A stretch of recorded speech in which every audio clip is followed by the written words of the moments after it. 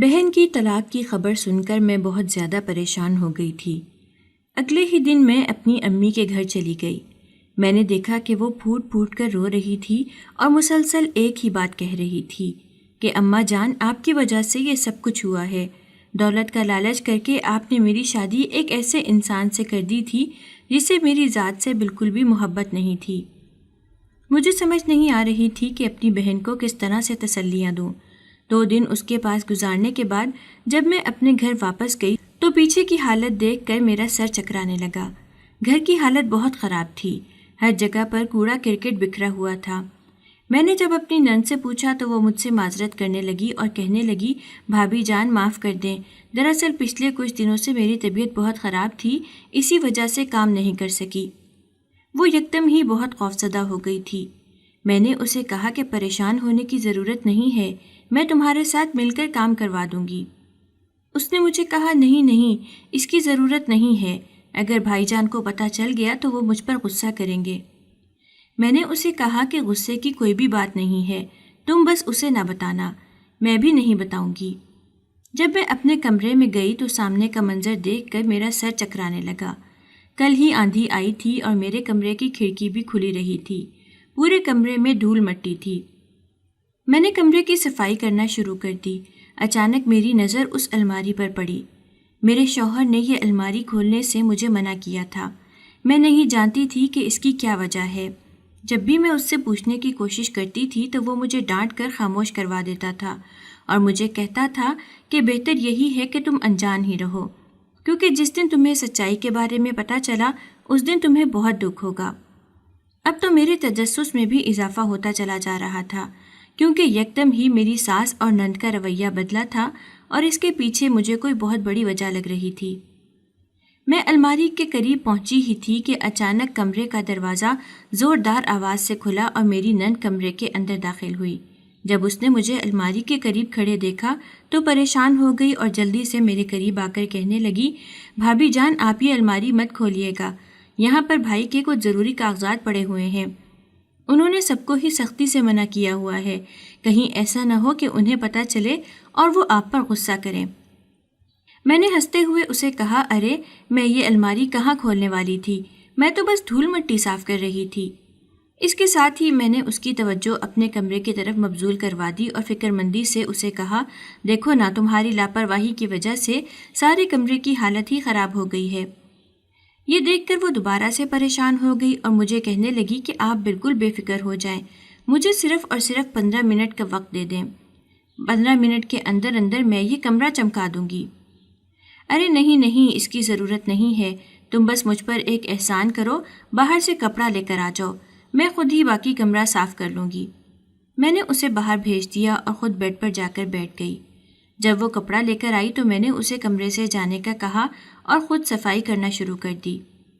کافی دیر تک جب وہ واپس نہ آئی تو میں بھی مطمئن ہو گئی۔ میں نے جلدی سے دروازہ بند کیا اور اس الماری کی طرف بڑھ گئی۔ یہ دیکھ کر میری مایوسی میں اضافہ ہو گیا کہ اسے لاک لگا ہوا تھا۔ میں نہیں جانتی تھی کہ اس کی چابی کہاں پر پڑی ہوئی ہے۔ اب میں پورے کمرے میں پاگلوں کی طرح اس کی چابیاں ڈھونڈتی پھر رہی تھی۔ میری حالت اس وقت بہت خراب تھی۔ میں بس کسی نہ کسی طرح سے وہ الماری کھول کر حقیقت جاننا چاہتی تھی۔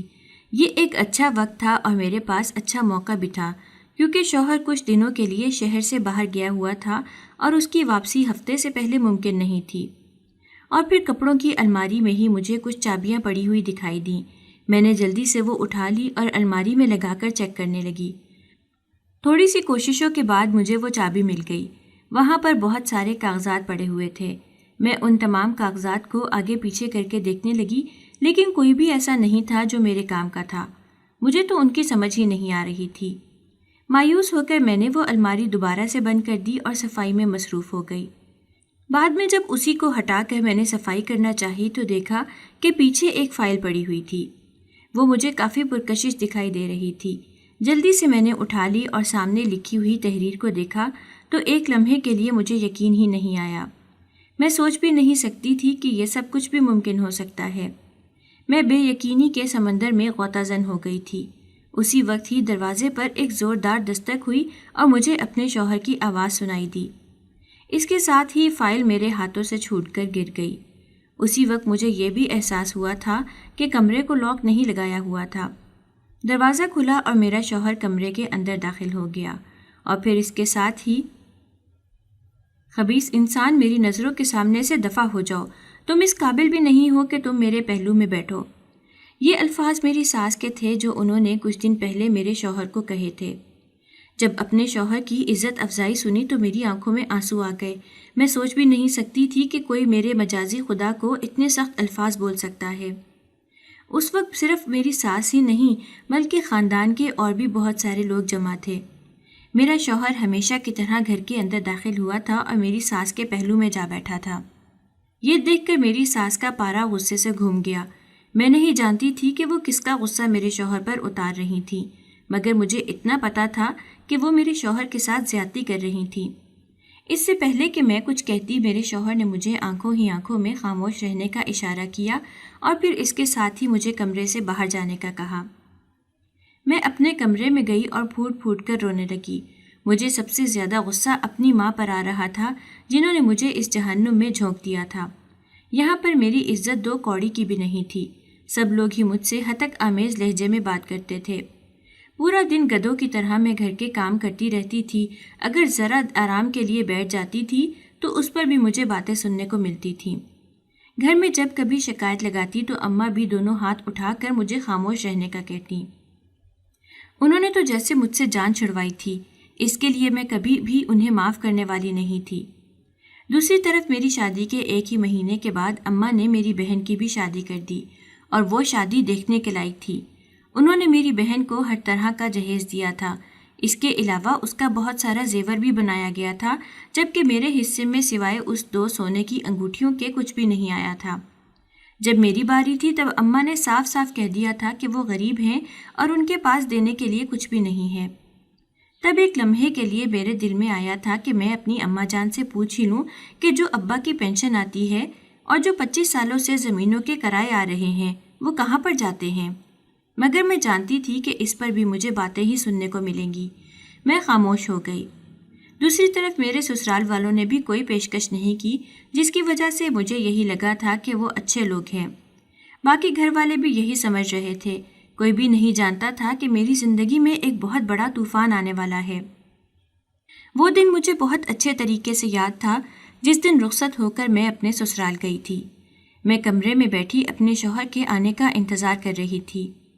رات کے 2 بج چکے تھے لیکن ابھی تک اس کی کوئی خبر نہیں تھی۔ بیٹھ بیٹھ کر میری کمر اکڑ گئی تھی۔ میرے سر میں بھی شدید درد ہو گیا تھا۔ پچھلے کچھ دنوں سے اس ٹینشن کی وجہ سے میں سو نہیں پائی تھی کہ اپنے گھر والوں سے دور ہو جاؤں گی۔ اسی وقت ہی کمرے کا دروازہ کھلا اور ایک لڑکی کمرے کے اندر داخل ہوئی۔ اس نے ایک ماڈرن لباس پہنا ہوا تھا اور چہرے کے نقوش بھی تنے ہوئے تھے۔ اسے دیکھ کر میں نے شکر کا کلمہ پڑھا۔ میں نے اسے کہا کہ مجھے شدید پیاس لگ رہی ہے، کیا مجھے پانی کا ایک گلاس مل سکتا ہے؟ میری بات سن کر وہ تیزی سے چلتی ہوئی میرے پاس آئی اور میرا منہ دبوچتے ہوئے غصے سے کہنے لگی، میں تمہارے باپ کی نوکر نہیں ہوں جو تمہارے کام کرتی پھروں گی۔ میں تمہیں صرف اور صرف تمہاری اوقات یاد دلانے کے لیے آئی ہوں۔ اس کے بعد اس نے میرا ہاتھ پکڑا اور مجھے اٹھا کر کچن میں لے گئی۔ میں اس سب کے لیے بالکل بھی تیار نہیں تھی۔ سامنے ہی کچھ سبزیاں پڑی ہوئی تھیں۔ فریج سے جا کر اس نے انڈے نکالے اور میرے حوالے کرتے ہوئے کہا، جلدی سے مجھے اچھا سا آملیٹ بنا کر دو، مجھے گوشت سے الرجی ہے، کوئی اور چیز کھانے کا دل نہیں کر رہا، میری طبیعت شدید خراب ہو رہی ہے۔ 2 ٹوک انداز میں اس نے مجھ سے یہ بات اس طرح سے کی، یوں لگ رہا تھا جیسے وہ انکار سننے کی حالت میں ہی نہ ہو۔ اس سے پہلے کہ میں اسے کچھ کہتی میری ساس بھی کچن کے اندر داخل ہوئی اور میری نند کو دیکھتے ہوئے کہنے لگی، بالکل ٹھیک کر رہی ہو، پہلے ہی دن اسے اس کی اوقات یاد دلا دو تاکہ یہ ہمارے سر پر زیادہ نہ چڑھے۔ ارے امی جان، آپ بالکل بے فکر ہو جائیں، آپ دیکھیں کہ میں اس کے ساتھ کرتی کیا ہوں۔ یہ کہہ کر اس نے دوبارہ سے پیاز میرے حوالے کر دیا اور مجھے کاٹنے کے لیے بٹھا دیا۔ میری آنکھوں سے آنسو تیزی سے بہہ رہے تھے۔ وہ دونوں یہی سمجھ رہی تھیں کہ یہ کڑوا پانی ہے۔ وہ دونوں اپنی باتوں میں مگن تھیں، یوں لگ رہا تھا جیسے انہیں میری حالت سے کوئی فرق ہی نہ پڑ رہا ہو۔ میں جب یہاں پر آئی تھی تو ہزاروں خواب سجا کر آئی تھی۔ سب سے پہلے تو میرے شوہر کے حوالے سے میری سہیلیوں نے مجھے خوشگمان کیا تھا۔ انہوں نے مجھے کہا تھا کہ تم بہت خوبصورت لڑکی ہو، تمہارا شوہر تو پہلی ہی رات تمہارا دیوانہ ہو جائے گا۔ اب میں انہیں کیا بتاتی کہ پہلی رات وہ گھر پر ہی نہیں آیا تھا۔ اس بات کا راز مجھ پر کل آشکار ہوا جب میرے شوہر نے مجھے بتایا کہ اس کی ماں نے ہی اسے گھر آنے کی اجازت نہیں دی تھی۔ اس رات انہوں نے مجھ سے کھانا بھی بنوایا تھا اور اس کے علاوہ گھر کے چھوٹے موٹے کام بھی کروائے تھے۔ چونکہ اگلے دن ولیمہ نہیں تھا، اسی وجہ سے سارے رشتہ دار آج ہی چلے گئے تھے۔ میری شادی بہت ہی مزاحیہ خیز انداز میں ہوئی تھی اور اس کا انجام بہت ہی خوفناک نکلا تھا۔ میں اندازہ نہیں لگا سکتی تھی کہ کبھی اس طرح کی تکلیف سہنے کا بھی موقع ملے گا۔ اگلی صبح باقی لوگوں کے لیے جتنی روشن تھی، میرے لیے اتنی ہی سیاہ تھی۔ چونکہ سردیوں کے دن چل رہے تھے، پچھلے کچھ دنوں سے مسلسل دھوپ نہیں نکلی تھی۔ آج بہت پیاری دھوپ نکلی ہوئی تھی۔ ساس اور نند صحن میں بیٹھے کینو چھیل کر کھا رہے تھے۔ قریب ہی میرا شوہر بیٹھا ہوا تھا جو سبزی کاٹ رہا تھا۔ اس کی یہ حالت دیکھ کر مجھے غصہ آیا اور اس کے ساتھ ساتھ بے بسی کا احساس بھی ہونے لگا۔ مجھے وہاں پر کھڑا دیکھ کر میری نند ہنسنے لگی اور ہاتھ سے اشارہ کر کے مجھے اپنے پاس بلایا۔ میں نہ چاہتے ہوئے بھی اس کے قریب چلی گئی۔ اس کے بعد اس نے میرے شوہر کی طرف اشارہ کیا اور مجھے کہنے لگی، یہ تمہارا مجازی خدا ہے، معذرت کرنا، کل ہم نے اسے ایک ضروری کام سے کہیں پر بھیج دیا تھا، اسی وجہ سے یہ تمہیں وقت نہیں دے پایا، لیکن تم بے فکر ہو جاؤ، دوبارہ اس طرح سے کبھی بھی نہیں ہوگا۔ یہ کہہ کر وہ دوبارہ سے ہنسی اور بولی کہ تم کس طرح کی بیوی ہو جو اپنے شوہر سے کام کروا رہی ہو، جلدی سے اس سے سبزی لو اور خود کاٹنا شروع کرو۔ اور پھر اس کے بعد اس نے میرے شوہر کو کہیں باہر کام سے بھیج دیا۔ وہ دونوں ماں بیٹیاں فرعون بنی ہوئی تھیں، انہیں کسی چیز کا بھی خوف نہیں تھا۔ نہ صرف وہ میرے کردار پر وار کر رہی تھیں بلکہ اس کے ساتھ ساتھ میری ماں کی غربت کا بھی مذاق بنا رہی تھیں۔ انہوں نے مجھے کہا کہ تم اپنے اوپر ہمارا بہت بڑا احسان سمجھو جو ہم تمہیں ایک جھونپڑی سے اٹھا کر اس جگہ پر لے آئے ہیں۔ میرے جس گھر کو وہ جھونپڑی کہہ رہی تھیں وہ گھر اس سے کہیں گنا اچھا تھا۔ مسئلہ صرف یہ تھا کہ وہ گاؤں میں تھا اور یہ گھر شہر میں بنا ہوا تھا۔ ان کی باتیں سن کر ہی مجھے معلوم ہوا کہ میری 2 جٹھانیاں بھی ہیں جو کہ اپنے شوہروں کے ساتھ ہنی مون منانے کے لیے کسی دوسرے ملک گئی ہوئی تھیں۔ اب تو انہوں نے معمول بنا لیا تھا، سال کے شروع میں وہ ڈھیر سارا پیسہ جمع کرتے تھے اور سال کے آخری مہینوں میں گھومنے کے لیے نکل جاتے تھے۔ کوئی بھی انہیں روکنے ٹوکنے والا نہیں تھا اور یہاں پر میرا ایک بیچارہ شوہر تھا جسے تھوڑے سے پیسوں کی ضرورت ہوتی تھی تو اس کے لیے بھی اسے اپنی ماں کی منتیں کرنی پڑتی تھیں کیونکہ وہ بے روزگار تھا اور کوئی کام نہیں کرتا تھا۔ ایک ہفتہ گزرا تو میں نے اپنے شوہر سے لڑائی کی۔ میں نے اسے کہا کہ تم کس طرح کے انسان ہو، اب تو تمہاری بیوی بھی اس گھر میں آ چکی ہے، تمہیں چاہیے کہ کوئی کام دھندا ڈھونڈو۔ میری بات سن کر اس نے ہاتھ اٹھا کر مجھے خاموش رہنے کا اشارہ کیا اور مجھ پر رعب جماتے ہوئے کہنے لگا، بہتر ہے کہ میری بیوی بن کر رہو، میری ماں بننے کی کوشش نہ کرو، اور جہاں تک کام کرنے کا سوال ہے تو میں کسی کی مزدوری نہیں کر سکتا، مجھ سے یہ چھوٹی موٹی نوکریاں نہیں ہوتی، میں بہت جلد ہی اپنا بزنس کروں گا۔ اب کی بار میں کھلکھلا کر ہنس پڑی۔ میں نے اسے کہا کہ تمہاری جیب میں ایک پھوٹی کوڑی بھی نہیں ہے، مہینے کے شروع میں تمہاری ماں تمہیں کچھ ہزار دے دیتی ہے جس سے بمشکل تم پورا مہینہ نکالتے ہو، اس دوران کیسے تم کاروبار شروع کر سکتے ہو؟ اس کا چہرہ یکدم ہی غصے سے لال ہو گیا، صاف ظاہر ہو رہا تھا کہ وہ اپنے اوپر قابو پانے کی کوشش کر رہا ہے۔ اس نے مجھے کہا کہ تمہیں کسی بھی چیز کے بارے میں پتہ نہیں ہے، اس لیے بہتر یہی ہے کہ تم خاموش ہی رہو، تھوڑے ہی دنوں کے بعد تم پر سارے راز آشکار ہو جائیں گے۔ میں نے دیکھا کہ میرے شوہر کی حالت کافی خراب تھی، وہ اچھا خاصا دبلا پتلا تھا، اس کی آنکھوں کے گرد حلقے پڑے ہوئے تھے اور یہ کم سونے کی وجہ سے تھا۔ جب بھی وہ تھوڑی دیر کے لیے آرام کرنے لیٹتا تھا، کوئی نہ کوئی میرے کمرے میں آ جاتا تھا اور اسے اٹھا کر فوراً اپنے ساتھ لے جاتا تھا۔ مجھے اپنی فکر نہیں تھی، سب سے زیادہ فکر تو مجھے اپنے شوہر کی تھی۔ بلا شبہ اس انسان کے ساتھ میری پسند کی شادی نہیں ہوئی تھی، مگر اس کے ساتھ رشتہ ہی ایسا تھا کہ اس کی تکلیف پر میں بھی تڑپ اٹھتی تھی اور اس کی خوشی میں خوش ہو جاتی تھی۔ جب میری بہن کی دھوم دھام سے شادی ہوئی تو شوہر مجھے کہنے لگا، تم اپنی ماں کے پاس جاؤ اور ان سے تھوڑے سے پیسوں کا مطالبہ کرو، وعدہ کرتا ہوں کہ بہت کم وقت میں ہی انہیں ان کے پیسے لوٹا دوں گا۔ وہ بہت پریشان نظر آ رہا تھا۔ میں نے اس سے وجہ نہیں پوچھی اور خاموشی سے اپنی ماں کے گھر چل پڑی، کیونکہ مجھے لگتا تھا کہ اس بار اماں مجھے انکار نہیں کر پائیں گی۔ جب میں وہاں گئی تو اماں نے بہت ہی جوش سے میرا استقبال کیا۔ میں نے دیکھا کہ میری بہن بھی اپنے شوہر کے ساتھ وہاں پر ہی بیٹھی ہوئی تھی۔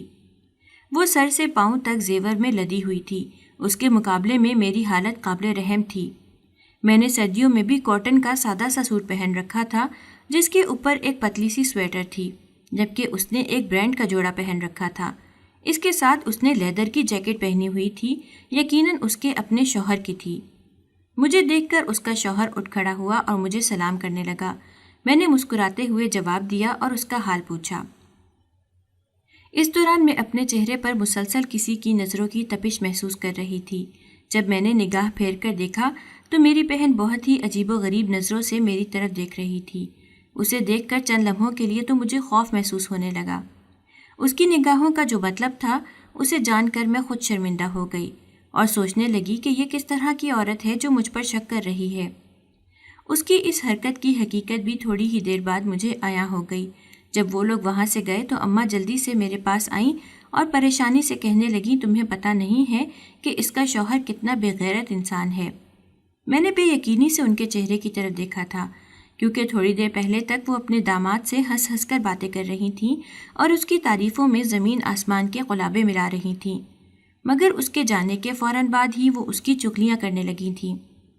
جب میں نے اماں سے اس کی وجہ پوچھی تو انہوں نے مجھے کہا، ارے وہ انسان حسن کا شیدائی ہے، جہاں پر بھی حسن دیکھتا ہے پاگل ہو جاتا ہے۔ یہ بھی نہیں سوچتا کہ اب اس کی ایک عدد بیوی موجود ہے، اسے اپنی ساری محبت اور ساری توجہ اپنی بیوی کو دینی چاہیے۔ وہ دوسری عورتوں میں ہی مگن رہتا ہے۔ تمہاری بہن نے اسے 3 سے 4 بار رنگے ہاتھوں پکڑا ہے، مگر اس کے باوجود بھی وہ باز نہیں آیا۔ ابھی ان کی شادی کو صرف 1 ہی مہینہ گزرا ہے اور 1 مہینے کے اندر ہی اس نے اپنے رنگ ڈھنگ دکھانے شروع کر دیے ہیں۔ مجھے تو ٹینشن ہو رہی ہے کہ پتہ نہیں یہ رشتہ 1 سال تک چل پائے گا بھی یا نہیں۔ حسن کے معاملے میں تو مجھ میں کسی طرح کی کوئی کمی نہیں تھی، اور اب مجھے احساس ہو رہا تھا کہ یہی وجہ تھی جو میری بہن مسلسل مجھے گھورے چلی جا رہی تھی۔ میں نے ایک گہری سانس لی۔ یقیناً ہر کسی کی زندگی میں اپنے مسئلے تھے اور ہر مسئلہ دوسرے مسئلے سے منفرد تھا۔ میں نے اماں کو کہا کہ اس کے ساتھ جو کچھ ہونا ہے وہ تو ہو کر ہی رہے گا، فی الحال میری بات سنیں اور میری مدد کریں۔ میں نے انہیں کہا کہ مجھے پیسوں کی شدید ضرورت ہے۔ ابھی میں نے اپنی بات مکمل ہی نہیں کی تھی کہ وہ اپنا سینہ مسلنے لگی اور کہنے لگی، بیٹا میں پہلے ہی بہت تکلیف میں ہوں، میں نے بہت سارے لوگوں کا ادھار لے رکھا ہے، میں نے کسی طرح سے انہیں پیسے واپس کرنے ہیں، میرے پاس صرف اور صرف 1 مہینے کا وقت ہے، اگر مہینے کے اندر اندر میں نے انہیں ادھار نہیں دیا تو مجھے اپنی زمینیں بیچنی پڑیں گی، اور تم بہت اچھی طرح سے جانتی ہو کہ ان زمینوں کے بغیر ہمارا گزارا ممکن نہیں ہے۔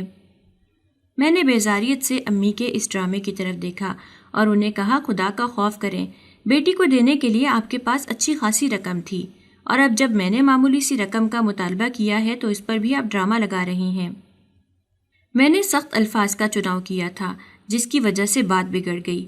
وہ مجھے ڈانٹنے لگی اور کہنے لگی کہ تم کیسے اپنی ماں سے اس طرح کے لہجے میں بات کر سکتی ہو۔ مجھے بھی اپنی غلطی کا احساس ہوا۔ میں نے ان سے معافی مانگی، لیکن انہوں نے مجھے ڈانٹ کر خاموش کروا دیا اور اس کے ساتھ ہی گھر سے نکل جانے کا کہا۔ وہ بھی شاید موقع ڈھونڈ رہی تھیں کہ کسی طرح سے مجھے اپنی نظروں سے اوجھل کر سکیں۔ میں بھی خالی ہاتھ اپنے گھر واپس چلی گئی۔ جب اندر گئی تو سامنے کا منظر دیکھ کر مجھے لگا کہ میں نے کچھ غلط دیکھ لیا ہے۔ میرا شوہر اس وقت چارپائی پر لیٹا ہوا تھا۔ قریب ہی میری ساس بیٹھی ہوئی تھی جو اس کے منہ میں توڑ توڑ کر انگور ڈال رہی تھی۔ نند بیٹھی اس کے پاؤں دبا رہی تھی۔ اس کے ساتھ باہر جیٹھ اور جٹھانی بھی بیٹھے ہوئے تھے جو ہنس ہنس کر اس سے باتیں کر رہے تھے۔ یقیناً وہ آج ہی واپس آئے تھے۔ مجھے دیکھ کر میری جٹھانی جلدی سے اٹھی اور چلتی ہوئی میرے پاس آئی۔ اس کے ساتھ ہی اس نے گرم جوشی سے مجھے گلے سے لگا لیا اور میری نند سے مخاطب ہوتے ہوئے کہنے لگی، کیا میں جو سمجھ رہی ہوں یہ وہی عورت ہے؟ میری نند نے زور زور سے ہاں میں سر ہلایا اور جوش سے کہا، جی ہاں، یہ ہماری پیاری بھابھی جان ہے، میں نے آپ کو بتایا بھی تھا کہ یہ بہت خوبصورت ہے۔ میں نے حیرانگی سے ان کے بدلے ہوئے لب و لہجے کو دیکھا۔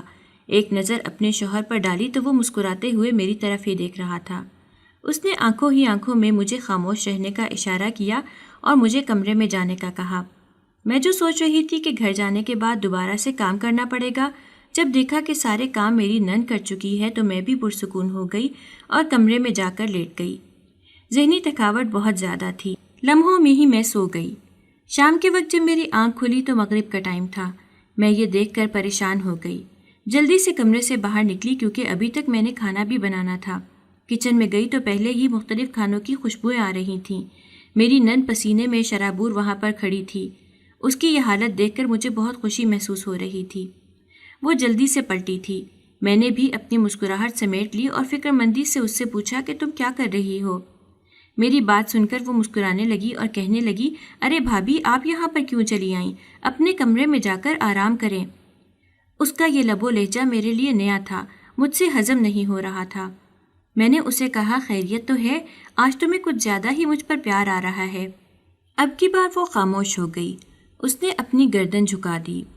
تھوڑی دیر بعد جب اس نے سر اٹھایا تو اس کی آنکھوں میں پانی تیر رہا تھا۔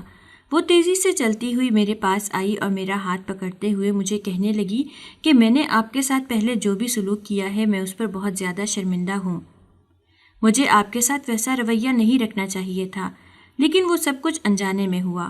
میں اپنے کیے پر نادم ہوں، مجھے معاف کر دیں۔ اس کے ساتھ ہی اس نے میرے سامنے ہاتھ بھی جوڑ دیے۔ میں نے جلدی سے اس کے ہاتھ نیچے کیے اور اسے کہا کہ اس طرح کی باتیں کر کے تم مجھے شرمندہ مت کرو۔ مجھے خوشی ہو رہی ہے کہ تمہیں اپنی غلطی کا احساس ہو گیا ہے۔ اس سے پہلے کہ میں مزید کچھ کہتی، اپنے پیچھے مجھے محسن کی آواز سنائی دی۔ میں چونک گئی۔ جب پیچھے پلٹ کر دیکھا تو وہ وہاں پر مسکراتے ہوئے میری طرف ہی دیکھ رہا تھا۔ پہلے اس کی آنکھوں میں جو فکر مندی نظر آتی تھی وہ ختم ہو گئی تھی۔ اس کے چہرے پر بھی اطمینان پھیلا ہوا تھا۔ اس نے مجھے کہا کہ میں نے تمہیں کہا بھی تھا کہ اپنے کمرے میں جا کر آرام کرو۔ آج کے بعد تمہارا کچن میں کوئی کام نہیں ہے، صرف اور صرف تم آرام کیا کرو گی۔ جی جی بھابھی، بھائی جان ٹھیک کہہ رہے ہیں، آپ کو اپنے کمرے میں جا کر آرام کرنا چاہیے، کہیں ایسا نہ ہو کہ آپ کی طبیعت خراب ہو جائے۔ یہ کہہ کر وہ دوبارہ سے کاموں میں مگن ہو گئی۔ میرے لیے یہ سب کچھ مختلف تھا، مجھ سے ہضم بھی نہیں ہو رہا تھا۔ مجھے یوں لگ رہا تھا جیسے میں کوئی خواب دیکھ رہی ہوں۔ میں تیزی سے اپنے شوہر کے پاس گئی۔ میں نے اسے کہا کہ ذرا مجھے چٹکی کاٹو، مجھے اندازہ ہو کہ یہ خواب ہے یا حقیقت۔ اس نے ہنستے ہوئے میرا سر اپنے سینے سے لگایا اور کہنے لگا، بیگم صاحبہ یہ حقیقت ہی ہے، جتنا جلدی ہو جائے اس پر یقین کر لیں، آپ کے لیے اتنا ہی بہتر ہے۔ اس کے بعد میں اپنی ساس کے کمرے میں گئی۔ وہ پرسکون انداز میں لیٹی ہوئی تھی۔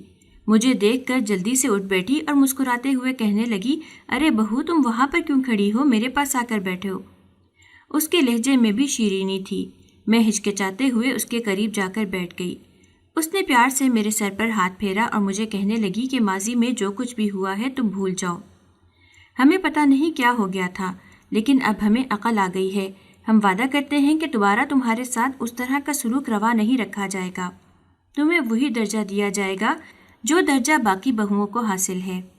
میں نے ان سے ہچکچاتے ہوئے پوچھ لیا کہ آخر ایک رات میں ایسا کیا ہو گیا ہے جو سب کچھ ہی بدل گیا ہے۔ انہوں نے مسکراتے ہوئے کہا کہ اب ہمیں عقل آ گئی ہے۔ چلو یہ باتیں چھوڑو، میں نے تمہیں کچھ ضروری چیزیں دینی تھیں۔ یہ کہہ کر وہ جلدی سے اپنے لاکر کی طرف بڑھیں۔ وہاں سے انہوں نے 2 سونے کے سیٹ نکالے جو کہ بہت بھاری تھے۔ انہیں دیکھ کر میری آنکھیں چمکنے لگیں۔ انہوں نے مجھے کہا کہ یہ تمہارے سسر انڈیا سے لائے تھے۔ اس کے ساتھ ہی انہوں نے مجھے ایک بنارسی ساڑی دی۔ مجھے کہنے لگیں کہ یہ ساری چیزیں میں نے ایک عرصے سے سنبھال کر رکھی ہوئی تھیں۔ میں نے فیصلہ کیا تھا کہ جو بہو اس ساڑی کے لائق ہوگی یہ اسے ہی دوں گی۔ اس کے ساتھ ہی وہ جٹھانیوں کی برائیاں کرنے لگی اور کہنے لگی کہ وہ تو اس قابل ہی نہیں ہیں کہ میں انہیں ایک پھوٹی کوڑی بھی دوں۔ انہوں نے تو میرے دونوں بیٹوں کو مکمل طور پر اپنے قبضے میں کیا ہوا ہے۔ پہلے ایک زمانہ تھا جب وہ ہر وقت ہی اپنی دونوں بہوؤں کی تعریفیں کرتی رہتی تھیں اور اب وہ ان کی برائی کرنے میں ذرا بھی شرم محسوس نہیں کر رہی تھیں۔ مجھ سے یہ سب کچھ سننا مشکل ہو گیا تھا۔ میں انہیں خاموش کروانا چاہتی تھی، مگر وہ اپنی ہی کہے جا رہی تھیں۔ تھوڑی ہی دیر کے بعد انہوں نے ان دونوں کے سارے راز کھول کر میرے سامنے رکھ دیے۔ میرے کانوں سے دھواں نکل رہا تھا۔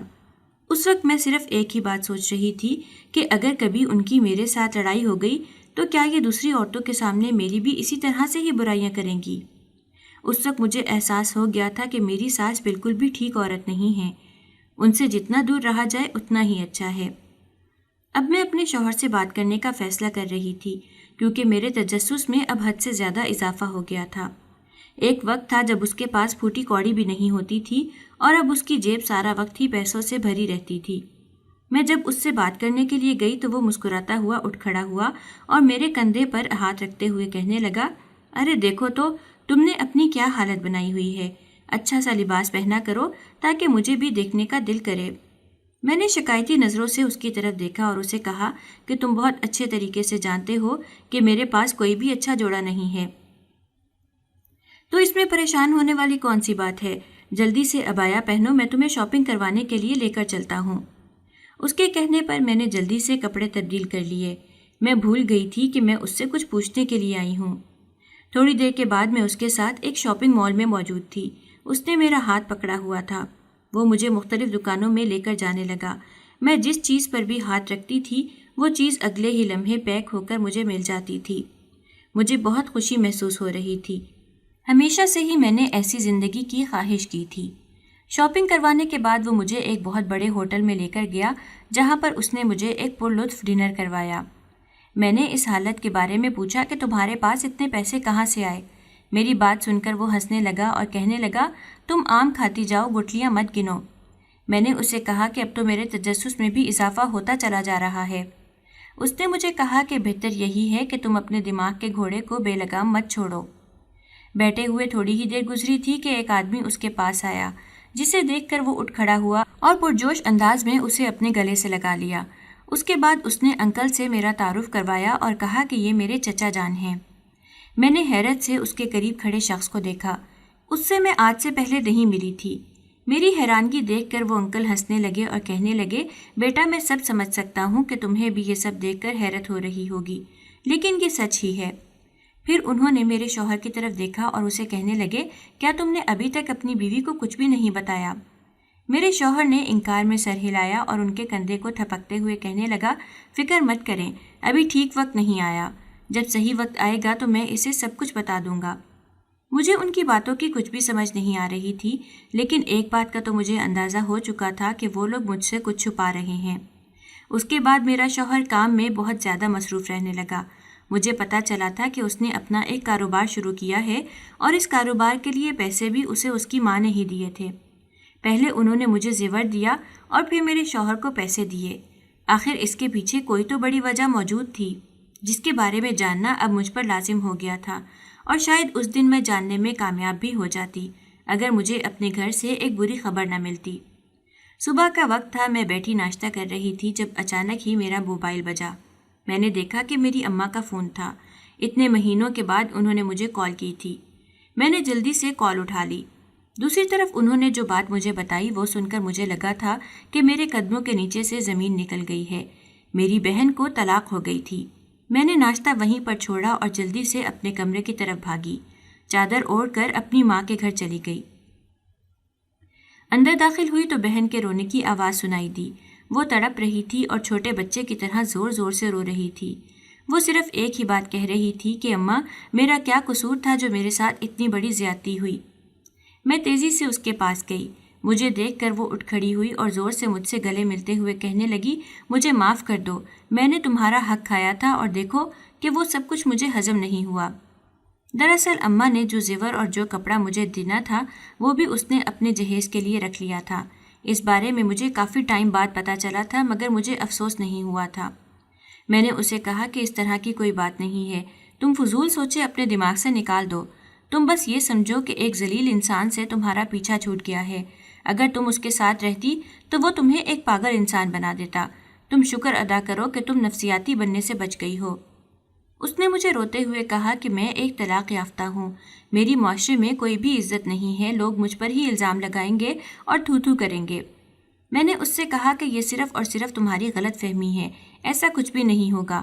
جب تک میں زندہ ہوں تب تک میں کسی کو بھی یہ اجازت نہیں دوں گی کہ وہ تمہیں تکلیف پہنچائے۔